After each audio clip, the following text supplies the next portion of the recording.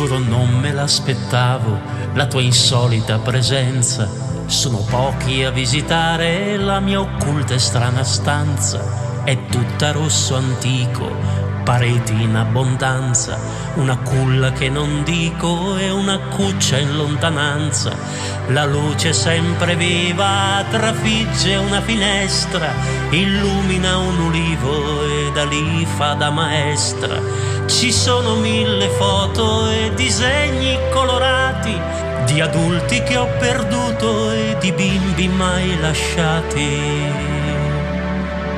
Aperta una parete, una splendida vetrata, si ammirano comete una donna tanto amata.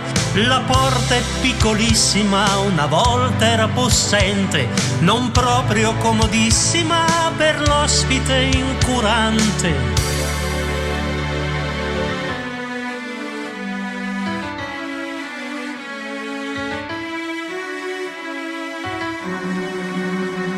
Là in alto puoi vedere 2 cupole al soffitto, ritraggono il mio cielo e i tuoni che ho sconfitto. Poi vedi c'è la guerra tra la verità e il mio ego, e quando vince l'ultimo io no, non me lo spiego. A lato c'è un cassetto stracolmo del mio amore, incerto e non perfetto, a volte traditore. C'è un vaso assai capiente con lacrime e dolori, le mischio a quelle gioie e ai tanti malumori.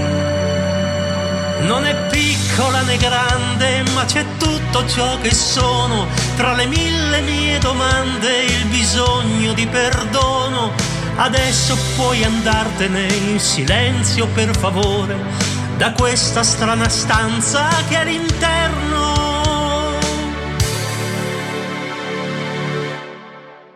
del mio cuore.